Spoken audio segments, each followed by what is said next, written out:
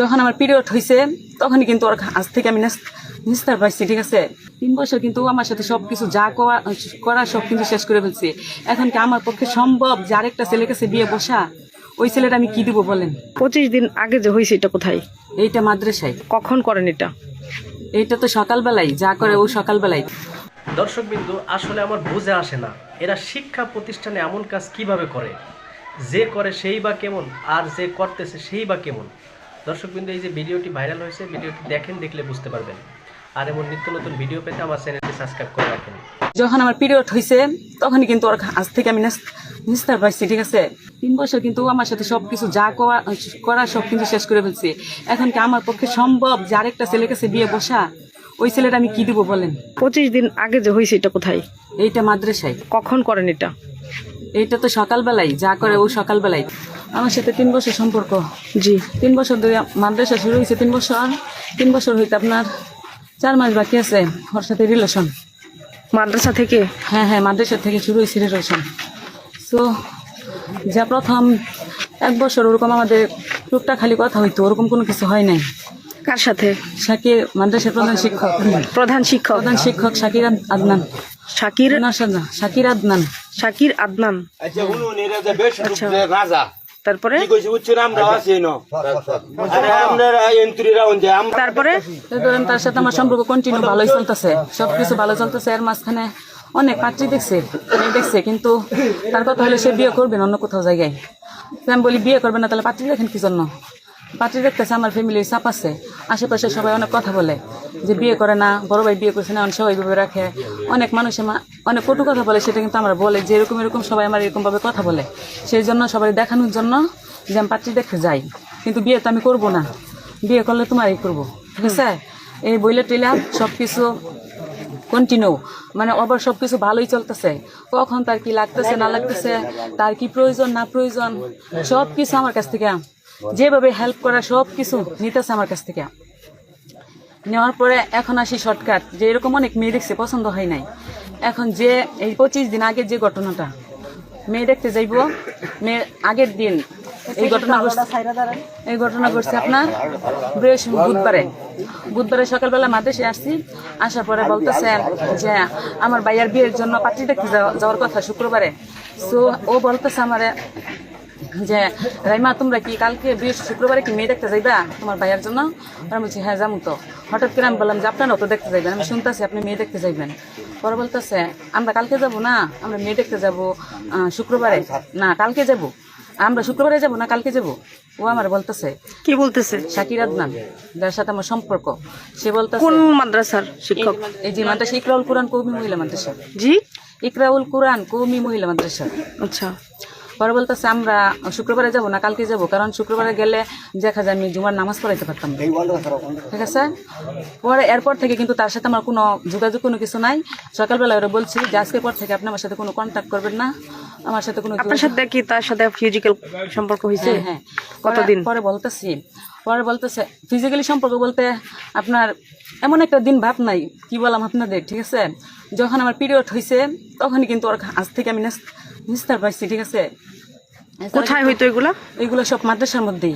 মাদ্রাসায়? হ্যাঁ, একদিন তার উনি কিন্তু আবার আমাদের মহল্লার ইমামতি করে, ওই আমাদের তার মসজিদের রুমের মধ্যেও।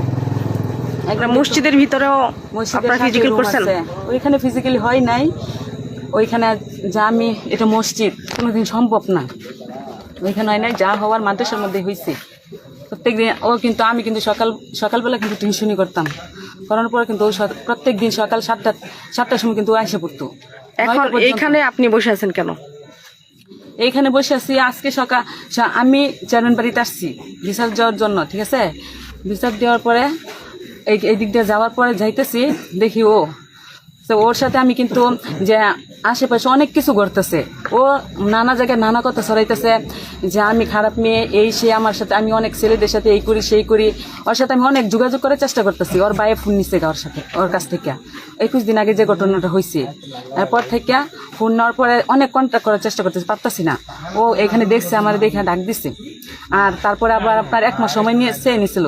1 মাস সময় চাওয়ার পরে বলতেছে এই 1 মাসের সময় কিন্তু আজকে লাস্ট ডেট। ঠিক আছে, যেভাবে আজকে আমার সাথে ওর দেখা করবি, বুঝছেন। সো মাদ্রাসার মধ্যে ওইখান থেকে ডাইকে নিছে, ডাইকে নেওয়ার পরে আমি আসার পরে কিন্তু আমার বোন পিছন দিকে আমার আসছি যে কি না কি করি আচ্ছা সারাদিন বাড়ির মধ্যে অনেক কিছু সিক্রেট করার পরে ও কিন্তু আসছে। আসার পরে আমার বোন যখন আসছে তখন ও বলতেছে, জিজ্ঞেস করলাম আপনাকে কিছু প্রশ্ন জিজ্ঞেস করে আপনি উত্তর দেন, যে কি প্রশ্ন?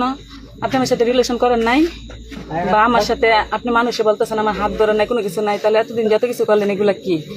পরে বলতেছে ঠান্ডা মাথায় কথা বলি, তুমি বেশি সিক্রেট করো না, না কইরা আস্তে আস্তে কথা বলো, কারণ আশেপাশে দোকান আছে, সবাই শুনবে, শোনার পরে কিন্তু মাদ্রাসার বদনাম হবে।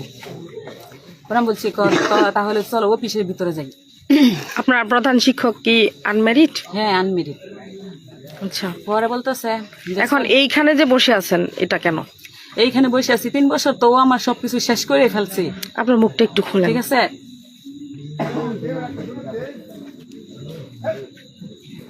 3 বছর কিন্তু ও আমার সাথে সবকিছু যা করা সব কিন্তু শেষ করে ফেলছে। এখন কি আমার পক্ষে সম্ভব যে আরেকটা ছেলের কাছে বিয়ে বসা? ওই ছেলেটা আমি কি দিব বলেন? এই যে সব কিন্তু এখানে বসে আছেন এটা কি উনি জানে না? উনি জানে না বলতে, পরে আমার যখন বলছে যে অফিসে চলো কথা বলি, আমি বলি না অফিসে যাওয়ার দরকার না, আপনি এখানে আমার সাথে কথা বলেন।